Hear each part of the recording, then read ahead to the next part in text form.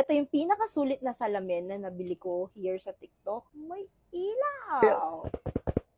Okay, so, brang ganda ng salamin ng Yuli. I'm telling you, if you're looking for regalo sa sarili, ito talaga yung mareko ko sa inyo na iregalo nyo sa sarili nyo. So, ito yung tsura niya mga ate ko. Okay. I'm not gonna lie. I already have one. But, I need pa para sa aking tables doon sa aking bedroom. Sobrang happy ko talaga.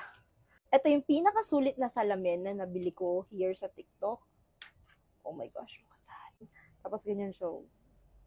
May ilaw. May iba't ibang color pa siya. Pwede mo rin siyang i-dim or lakasan yung brightness, nasa sa'yo yan. And sobrang na-appreciate ko na may sanction siya, na hindi siya agad-agad matutumba kahit matabig mo siya, ate ko. Pag naglalashes ako na natitilt up, tilt down din siya. So, ganda. May kasama na tong user manual. Pamunas is may charger.